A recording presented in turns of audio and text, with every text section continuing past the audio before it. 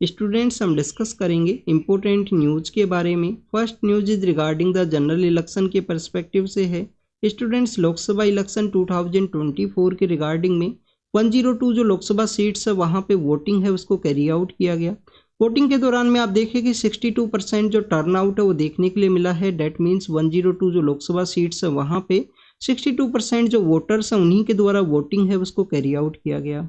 Specially अगर हम बात करें students northern part of India के रिगार्डिंग में, तो आप देखिए कि टेम्परेचर के इंक्रीज होने की वजह से हीट वेव का जो कंडीशन है वो डेवलप हुआ है। इस हीट वेव की कंडीशन के दौरान भी वोटर्स के द्वारा जो वोटिंग है उसको कैरी आउट किया गया। हाईएस्ट वोटिंग का जो परसेंटेज है उसके पर्सपेक्टिव से अगर हम डिस्कस करें स्टूडेंट, तो लक्षद्वीप के अंदर जो हाईएस्ट वोटिंग का जो परसेंटेज है वो देखने के लिए मिला है। 80+ जो वोटर्स हैं उनके द्वारा यहाँ पे जो वोटिंग है उसको कैरी आउट किया गया है। लक्षद्वीप के अंदर में जो टर्न आउट परसेंटेज है 80+ आपको वहाँ पे देखने के लिए मिला है। नेक्स्ट अगर हम बात करें स्टूडेंट्स, और भी काफ़ी कुछ एरियाज के बारे में यहाँ पे डिस्कस किया गया है। जैसे कि आप देखिए कि मणिपुर के अंदर में जो हिली का एरिया है जहाँ पे आपको कुकी कम्युनिटीज का जो डोमिनेशन है वो देखने के लिए मिला है। वहाँ पे जो कुकी कम्युनिटी से रिलेटेड जो पॉलिटिशियंस हैं उनके द्वारा वोटिंग का जो प्रोसेस है उसके अंदर में नहीं पार्टिसिपेट किया गया। नेक्स्ट अगर हम बात करें स्टूडेंट, तमिलनाडु के अंदर भी एक एरिया है एकानापुरम, जहाँ के जो फार्मर्स हैं, एकानापुरम के जो फार्मर्स हैं उनका जो ज़मीन है, उनका जो लैंड है उसको एक्वायर कर लिया गया गवर्नमेंट के द्वारा। एक ग्रीन फील्ड एयरपोर्ट है उसको डेवलप करने के रिगार्डिंग में, कि जो चेन्नई का जो एयरपोर्ट है उसी का एक ग्रीन फील्ड प्रोजेक्ट है उसको डेवलप किया जाएगा एकानापुरम के अंदर में। तो वहाँ के जो फार्मर्स हैं उनका लैंड एक्वायर होने की वजह से उनके द्वारा भी इलेक्शन का जो प्रोसेस है उसके अंदर पार्टिसिपेट नहीं किया गया। स्टूडेंट्स इसके अलावा अगर हम डिस्कस करें अरुणाचल प्रदेश का जो सीट है जहाँ पे वोटिंग कैरी आउट किया जाना था, तो आप देखिए कि वहाँ पे अरुणाचल प्रदेश के अंदर जो कैंडिडेट है वो अनअपोज के रूप से इलेक्ट हुए हैं, क्योंकि अपोजिशन के द्वारा किसी भी कैंडिडेट को वहाँ से जो इलेक्शन है वो कंटेस्ट नहीं किया गया, किसी भी इंडिविजुअल पर्सन के द्वारा भी इलेक्शन को नहीं कंटेस्ट किया गया। इसकी वजह से उनका जो अनअपोज विक्ट्री है वो आपको देखने के लिए मिलता है। स्टूडेंट्स वोटर्स का जो पार्टिसिपेशन है उसको किस तरीके से इंक्रीज किया जाए, आप देखिए कि आप एग्जीक्यूटिव का पार्ट रहोगे, आपके द्वारा भी यहाँ पे जो इलेक्शन मैनेजमेंट है उसका एक्सरसाइज को कैरी आउट किया जाएगा। तो किस तरीके से वोटिंग का जो एक्सरसाइज है उसको यहाँ पे इंक्रीज करवाया जा सके उसके रिगार्डिंग में आपको काफ़ी बार गवर्नमेंट ऑफिशियल्स के द्वारा स्वीप का जो प्रोग्राम है वो चलाया जाता है। जैसे ही मॉडल कोड ऑफ कंडक्ट है वो एग्जिस्टेंस के अंदर में आता है, उसी दौरान में आप देखिए कि यहाँ पे स्वीप का जो प्रोग्राम है वो चलाया जाता है, वोटर्स को अवेयरनेस है उसको क्रिएट करने की रिगार्डिंग में।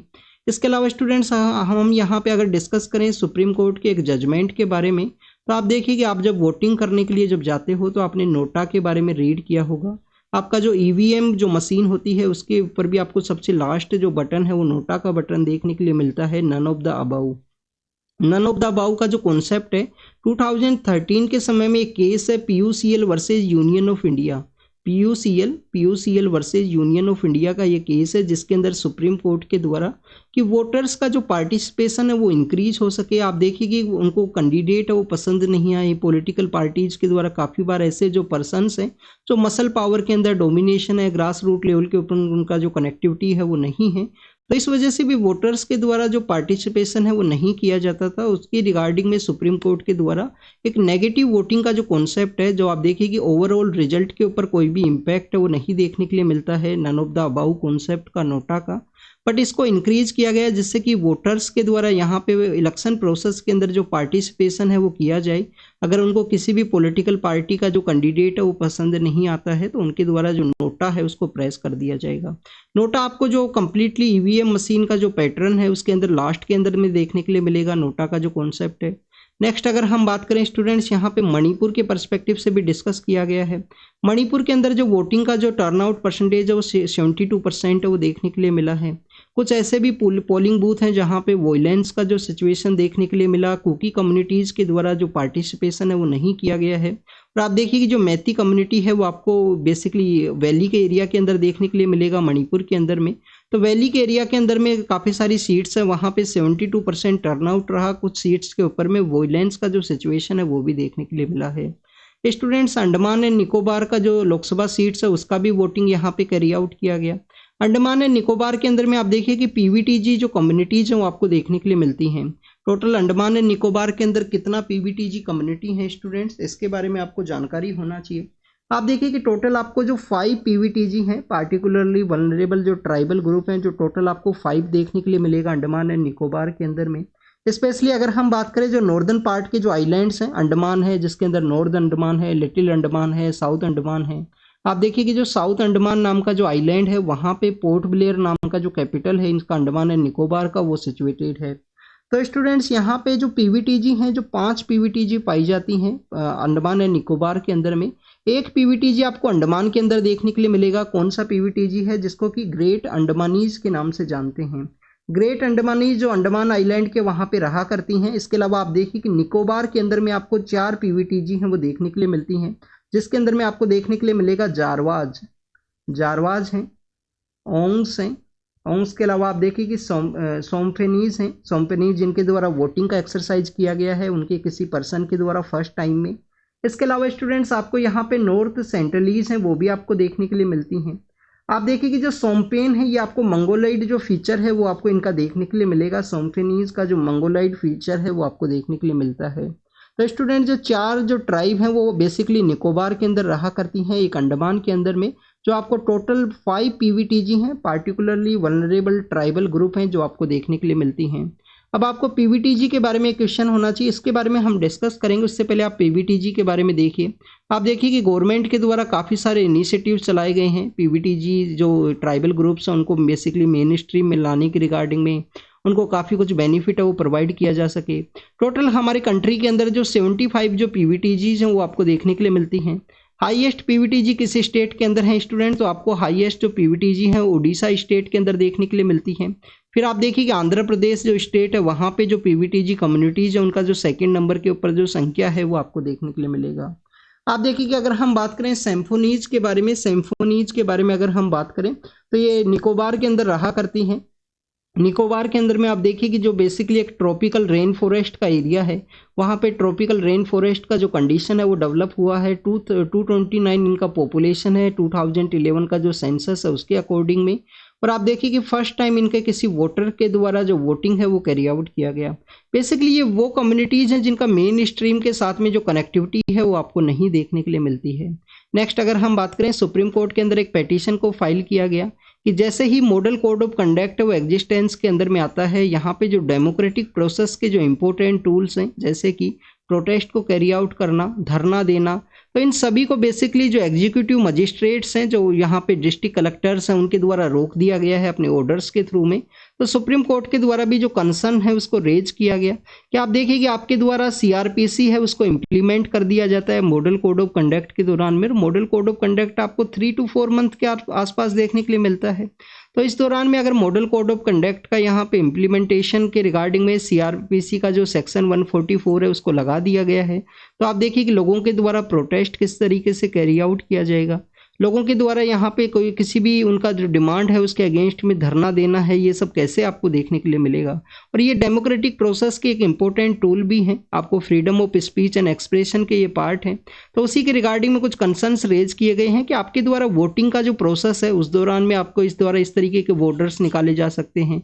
बट आप देखिए कंप्लीटली जो मॉडल कोड ऑफ कंडक्ट है जो कि आपको 3 to 4 मंथ्स के आसपास देखने के लिए मिलता है। नेक्स्ट अगर हम बात करें स्टूडेंट्स, ईरान और इजराइल का जो कॉन्फ्लिक्ट है उसके पर्सपेक्टिव से है। ऐसा बताया गया है कि इजराइल का जो डिफेंस फोर्सेज है उनके द्वारा ईरान के एक एरिया है, ईरान का एक प्रोविंस है जिसको कि ईसाफन प्रोविंस के नाम से जानते हैं।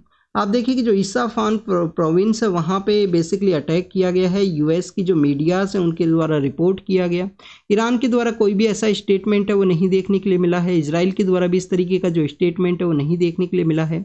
एग्जाम के पर्पज से नहीं इंपॉर्टेंट है, इंपॉर्टेंट आपको एक कुछ बेसिक बैकग्राउंड के बारे में पता होना चाहिए। आप देखिए कि जब इजराइल और हमास का जो कॉन्फ्लिक्ट इंक्रीज हुआ था तो हमास बेसिकली एक प्रॉक्सी वॉर के रूप से वर्क करता है ईरान के रिगार्डिंग में। और आप देखिए कि यहाँ पे नॉर्दर्न पार्ट के अंदर आपको हजीबुल्ला देखने के लिए मिलता है। इजराइल का जो नॉर्दर्न पार्ट है वहाँ पे आपको हजीबुल्ला देखने के लिए मिलेगा लेबनान के अंदर में। आप देखिए कि यहाँ पे आपको हमास देखने के लिए मिलता है जो गाजा स्ट्रिप का जो एरिया है वहाँ पे। और इसके अलावा अगर हम रेड सी के अंदर एंटर करते हैं, रेड सी के अंदर में जो गल्फ ऑफ ओमान का जो एरिया है, गल्फ ऑफ ओमान का जो यमन का एरिया है, वहाँ पे आपको होती रिबेलियंस है वो देखने के लिए मिलता है। तो इनको 3H के रूप से डेजिग्नेट करते हैं। यहाँ पे हजीबुल्लाह है, हमास है, होती रिबेलियन है। ये बेसिकली एक प्रॉक्सी वॉर के रूप से वर्क करते हैं ईरान के रिगार्डिंग में। तो आप देखें कि ईरान के द्वारा इनको यूज किया गया इजराइल हमास के कन्फ्लिक्ट के दौरान में। फिर ईरान का जो कंसुलेट है जो कि सीरिया के अंदर सिचुएटेड था, उसके ऊपर इजराइल के द्वारा अटैक कर दिया गया। अटैक के दौरान में वहाँ पे कुछ डैमेज भी हुआ, डिफेंस फोर्सेज के जो पर्सन है उनका भी डेथ हुआ है। उसी दौरान में फिर ईरान के द्वारा अपना ही ज़मीन से, जो कि काफ़ी दूर है इजराइल से, आपको काफ़ी दूर ईरान है वो देखने के लिए मिलेगा, उनके द्वारा अपना ज़मीन से बेसिकली कुछ ड्रोन अटैक है, कुछ मिसाइल्स है, उनको यहाँ पे लॉन्च किया गया था, जिनको कि बेसिकली इंटरसेप्ट कर लिया गया या उनको काउंटर कर दिया गया इजराइल का जो डिफेंस सिस्टम है उनके द्वारा, जिसके अंदर में आपको एयर डिफेंस सिस्टम है वो भी देखने के लिए मिलता है। आयरन डोम नाम का एयर डिफेंस सिस्टम है। मिसाइल के रिगार्डिंग में भी उनका एक डिफेंस सिस्टम है वो भी आपको देखने के लिए मिलता है। इसके अलावा आप देखिए और भी काफ़ी सारी जो फोर्सेज हैं, यूएस है, फ्रांस है, यूके है और जॉर्डन का जो फोर्सेज है उनके द्वारा भी उनको बेसिकली इंटरसेप्ट करने के अंदर में हेल्प किया गया। तो ये आपको बैकग्राउंड डेवलपमेंट देखने के लिए मिलता है। जब से ईरान के द्वारा अटैक किया गया, इजराइल के द्वारा भी रिटेलिएशन का बात किया गया था, तो ये आपको यहाँ पे देखने के लिए मिलेगा। नेक्स्ट अगर हम बात करें हीट और के रिगार्डिंग में है, त्रिशूर पोरम नाम का जो फेस्टिवल है उसके पर्सपेक्टिव से डिस्कस किया गया है। आप देखिए कि सोशियो कल्चरल ये फेस्टिवल आपको देखने के लिए मिलता है केरल के अंदर में। त्रिशूर नाम का जो एरिया है वहाँ पे आपको 10 टोटल लोकल डिटीज हैं, 10 वहाँ पे जो टेम्पल का जो डिटीज है उनका बेसिकली एक मीटिंग आपको यहाँ पे देखने के लिए मिलेगा। टेम्पल का जो डिटीज है उनको एक जगह मिलाया जाता है। त्रिशूर पोरम नाम का जो फेस्टिवल है एक सोशियो कल्चरल फेस्टिवल है, जिसके अंदर मॉर्निंग के समय में जो आपको यहाँ पे फायर क्रैकर का जो एक्टिविटी है वो भी देखने के लिए मिलता है। काफ़ी सारे लोग हैं वो यहाँ पे मिलते हैं और 2-3 डेज के रिगार्डिंग में ये फेस्टिवल है उसको ऑर्गेनाइज किया जाता है अलग अलग पार्ट्स के अंदर में।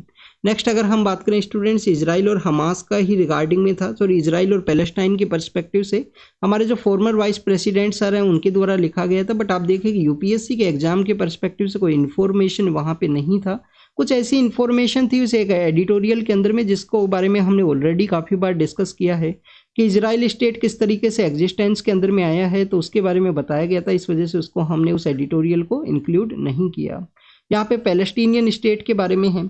आप देखिए कि 1947 के समय में जब यहाँ पे इसको बाइफरकेट किया गया था, एक जूइश डोमिनेटेड स्टेट आपको देखने के लिए मिलता है और एक आप देखिए कि जो यहाँ पे अरब डोमिनेटेड स्टेट है जिसको कि पैलेस्टाइन स्टेट का स्टेटस दिया गया और दोनों को यूएन के अंदर में ऐड किया जाएगा। बट आपको देखने के लिए मिलता है कि 1949 के समय में, 48 के समय इनको क्रिएट किया गया, 47 में ऐसा प्रॉमिस किया गया था अर्लियर फेज के अंदर में।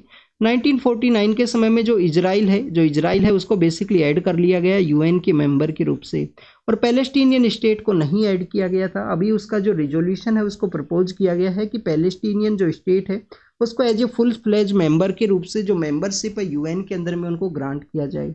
ये जो रिजोल्यूशन है यहाँ पे पैलेस्टीनियन स्टेट को यूएन के अंदर में ऐड करने के रिगार्डिंग में, इस रिजोल्यूशन को बेसिकली प्रपोज किया गया अल्जीरिया के द्वारा।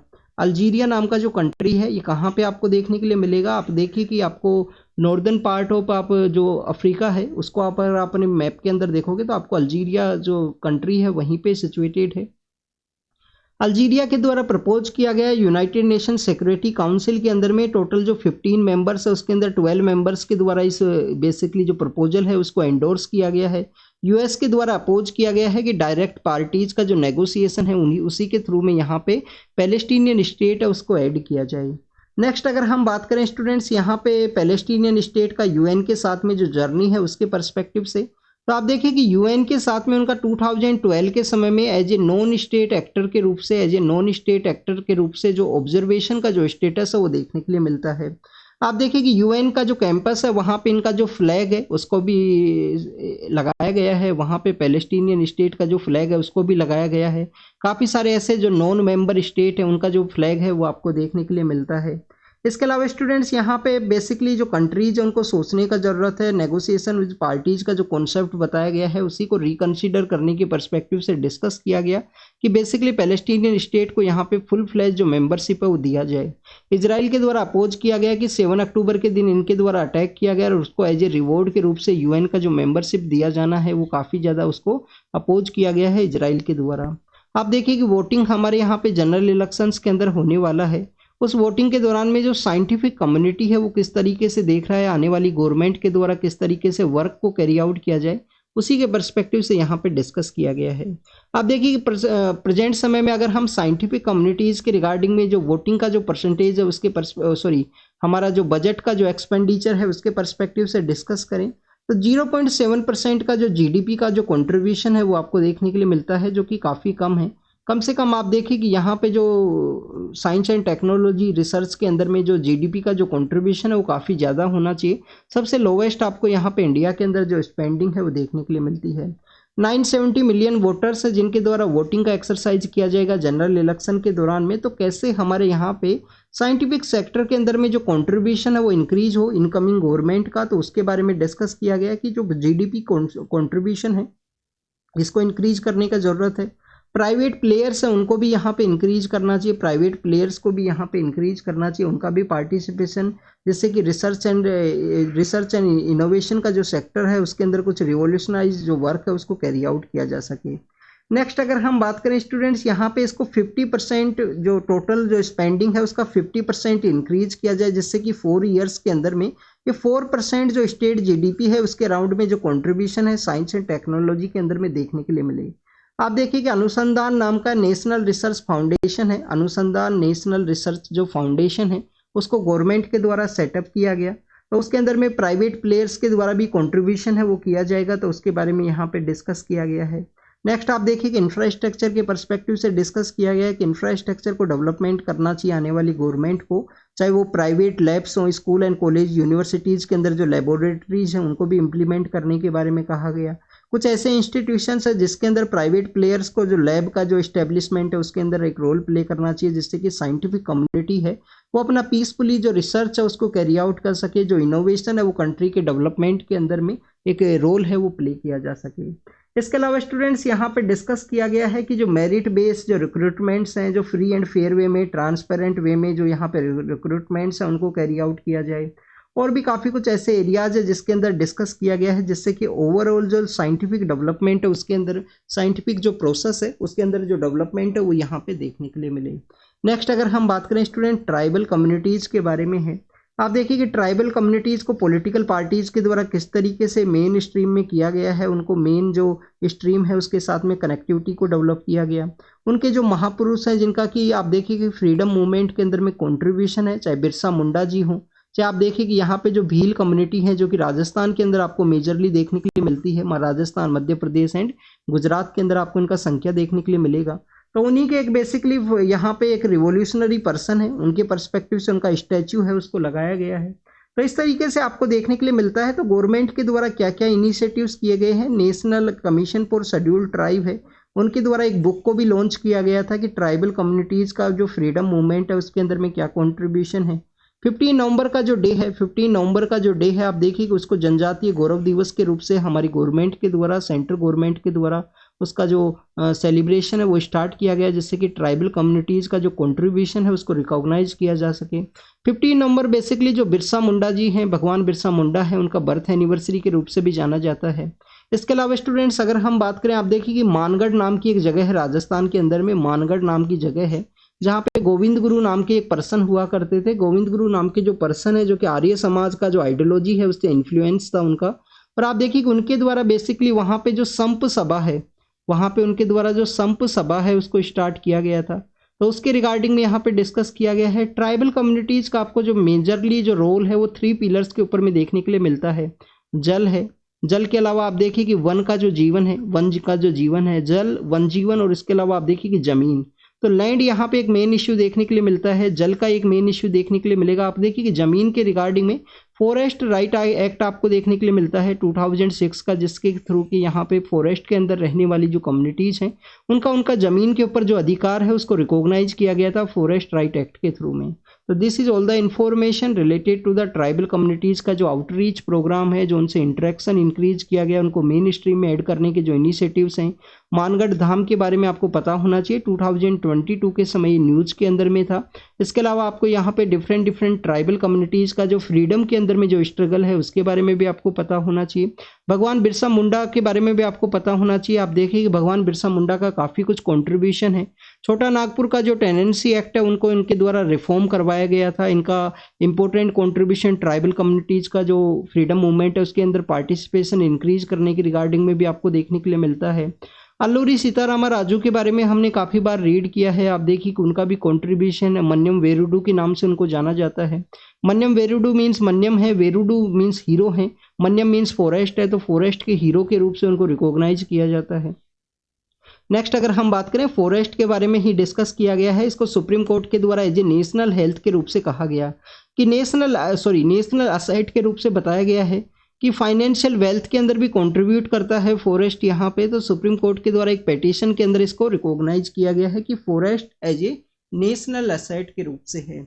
इसके अलावा आप देखिए कि फॉरेस्ट कंजर्वेशन एक्ट है जो 1980 का है, उसका 2023 के समय में फॉरेस्ट कंजर्वेशन जो अमेंडमेंट एक्ट है 2023 के समय में उसके जो डेवलपमेंट है उसके रिगार्डिंग में डिस्कस किया गया कि कैसे प्राइवेट प्लेयर्स को जो लैंड है वो अलोकेट किया गया है। एनक्रोचमेंट है लैंड के अंदर में फॉरेस्ट लैंड का जो प्राइवेट प्लेयर्स के द्वारा, तो उसके रिगार्डिंग में जो क्रिटिसिज्म है वो भी आपको देखने के लिए मिलता है। तो उसी के पर्सपेक्टिव से एक पेटिशन था जिसके अंदर सुप्रीम कोर्ट के द्वारा फॉरेस्ट को एज ए नेशनल असेट के रूप से रिकॉग्नाइज किया गया और फाइनेंशियल वेल्थ के अंदर में उनका एक इंपॉर्टेंट कंट्रीब्यूशन है। उसी के पर्सपेक्टिव से आप देखिए कि हमारी गवर्नमेंट का यहाँ पे एक टारगेट भी है, कार्बन सिंक है उनको डेवलप करना है। पर फॉरेस्ट एरिया कार्बन सिंक के रूप से एक इम्पोर्टेंट रोल है वो प्ले करते हैं, जैसे कि कार्बन क्रेडिट का कॉन्सेप्ट हो, कार्बन काउंटिंग का एक कॉन्सेप्ट हो, तो उसके अंदर में एक एज ए कार्बन सिंक के रूप से इनका जो डेवलपमेंट है वो आपको देखने के लिए मिलता है। यूनिफॉर्म सिविल कोड एक इम्पोर्टेंट यहाँ पे कमिटमेंट है गवर्नमेंट का, जो बेसिकली हमारे एक मिनिस्टर सर हैं उनके द्वारा ये स्टेटमेंट दिया गया। आप देखिए कि आर्टिकल 44 के अंदर DPSP directive principle of state policy के अंदर में जो यहाँ पे यूनिफॉर्म सिविल कोड है उसके पर्सपेक्टिव से डिस्कस किया गया है। गोवा एकमात्र ऐसा स्टेट है इंडिया के अंदर में जहाँ पे आपको यूनिफॉर्म सिविल कोड है जो आपको इंडिपेंडेंस के समय से ही देखने के लिए मिलता है। आप देखिए कि पोर्तुगीज का एक एक्ट है जिसके थ्रू उसको रेगुलेट किया गया था। इसके अलावा अगर हम बात करें उत्तराखंड के द्वारा भी इसको इम्प्लीमेंट किया गया है रिसेंटली, बट वहाँ पे जो कंप्लीट पॉपुलेशन है उसको कवर नहीं किया गया है उत्तराखंड के एक्ट के थ्रू में। ट्राइबल कम्युनिटी है उनको एक्ट नहीं ऐड नहीं किया गया है। नेक्स्ट अगर हम बात करें फिलीपाइंस के बारे में है, इंडिया के द्वारा अपना जो ब्रह्मोस मिसाइल है उसको फिलीपाइंस को दिया गया है स्टूडेंट्स। तो आप देखिए कि ब्रह्मोस मिसाइल है क्या। ब्रह्मोस मिसाइल वो है जिसको कि इंडिया और रसिया के द्वारा डेवलप किया गया था और इसका जो नेम है जो BRAH का जो वर्ड है वो बेसिकली अब ब्रह्मपुत्रा के थ्रू है। मोस नाम से वर्ड है जो रसिया का एक रिवर है, वो कौन सा रिवर है ये आप कमेंट सेक्शन के अंदर बताना, ये आपका होमवर्क है। आप देखिए कि DRDO के द्वारा रशियन जो अथॉरिटी है उनके द्वारा इसको डेवलप किया गया, तो इसको सुपरसोनिक जो मिसाइल है उसको फिलीपाइंस को डिलीवर किया गया है। ऑलरेडी एक एग्रीमेंट साइन किया गया था फिलीपाइंस के साथ में, तो फिलीपाइंस को इंडिया के द्वारा अपना जो first batch of BrahMos supersonic missile है उसको दिया गया है। कंज्यूमर मिनिस्ट्री के द्वारा FSSAI को कहा गया है कि उनके द्वारा जो नेस्ले है उसके अगेंस्ट में जो एक्शंस है उनको स्टार्ट किया जाए, क्योंकि नेस्ले के जो प्रोडक्ट्स हैं उनके अंदर में जो शुगर कंटेंट है वो काफ़ी हायर देखने के लिए मिला था इंडिया के पर्सपेक्टिव से। तो उसी के रिगार्डिंग में यहाँ पे जो इनिशिएटिव स्टार्ट करने के पर्सपेक्टिव से कहा गया है FSSAI के द्वारा।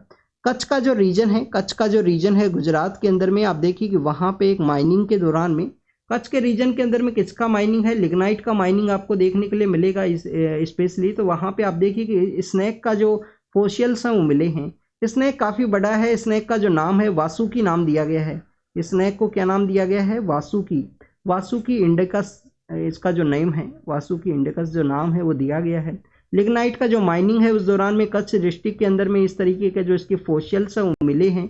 तो आप देखिए कि इकोसीन जो एज है, जो डिफरेंट टाइप का जो जियोलॉजिकल जो टाइम स्केल है उसके रिगार्डिंग के फोसिल फ्यूल्स के पर्सपेक्टिव से यहाँ पे डिस्कस किया गया। आंगनवाड़ी वर्कर्स को कुछ करिकुलम्स हैं उनको यहाँ पे रिलीज किया गया है सेंटर के द्वारा।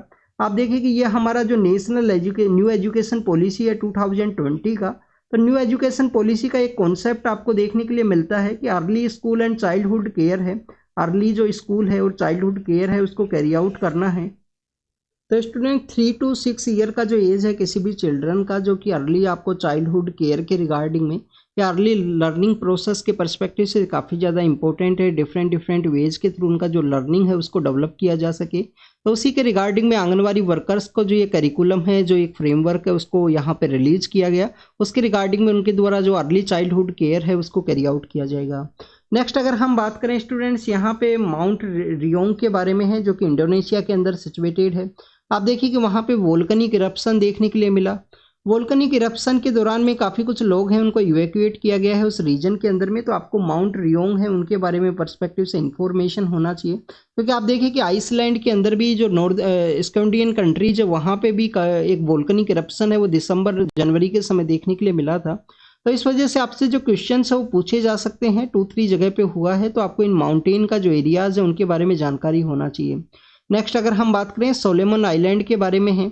आप देखिए कि सोलोमन आइलैंड बेसिकली यूएस और चाइना की वजह से न्यूज़ के अंदर देखने के लिए मिलते हैं। कहाँ पे है सोलोमन आइलैंड? तो सपोज कीजिए ये क्या है, ये ऑस्ट्रेलिया है। ऑस्ट्रेलिया के यहाँ पे आपको न्यूजीलैंड देखने के लिए मिलेगा। तो स्टूडेंट्स जो ऑस्ट्रेलिया का जो ईस्टर्न पार्ट है यहाँ पे आपको जो सोलोमन आइलैंड्स है वो देखने के लिए मिलती हैं। आप देखिए यहाँ पे जो इंटरनेशनल डेट लाइन है वो क्रॉस करती है। यहाँ पे जो रसिया है वो सिचुएटेड है। यूएस के भी कुछ आइलैंड्स आपको यहाँ पे देखने के लिए मिलेंगे, सॉरी यहाँ पे यूएस के भी कुछ आइलैंड्स जो आपको देखने के लिए मिलेंगे। रसिया इधर सिचुएटेड है स्टूडेंट्स। तो this is all the information Solomon island के बारे में है कि प्रो चाइनीज जो पीएम है वो पावर के रूप से वहाँ पे रिटेन किया गया है उनके द्वारा पावर। आईसिस के द्वारा सीरिया के अंदर कुछ अटैक किया गया, एग्जाम के पर्पज से इंपॉर्टेंट नहीं है। नेक्स्ट आप देखिए कि जापानीज कुछ पर्सन्स है, वर्कर्स है, उनके द्वारा पाकिस्तान के अंदर बॉम्बिंग है उसको कैसे एस्केप किया गया है, सुसाइड बॉम्बिंग को, उसके बारे में कहा गया है। एग्जाम के पर्पज से ये भी इंपॉर्टेंट नहीं है। जो इजराइल के जो पॉलिटिकल लीडर हैं उनके द्वारा बेसिकली यहाँ पे जो ईरान के अंदर जो एक्सप्लोजन है उसका कोई भी मेंशन नहीं किया गया है, तो उसको यहाँ पे बताया गया है। और इसके अलावा स्टूडेंट्स अगर हम यहाँ पे डिस्कस करें तो अफ्रीका के अंदर में जो इकोनॉमिक क्राइसिस है, कुछ डेप्थ का जो क्राइसिस है वो देखने के लिए मिला है। तो आप देखिए कि जो अफ्रीका का काफ़ी सारे कंट्रीज के अंदर में आपको इस तरीके का जो करप्शन है, जो वहाँ पे फाइनेंशियल सिचुएशन है वो आपको काफ़ी ज़्यादा डैमेजिंग देखने के लिए मिलती है काफ़ी सारी कंट्रीज के अंदर में। तो उसी को अफ्रीका के पर्सपेक्टिव से यहाँ पे डिस्कस किया गया है।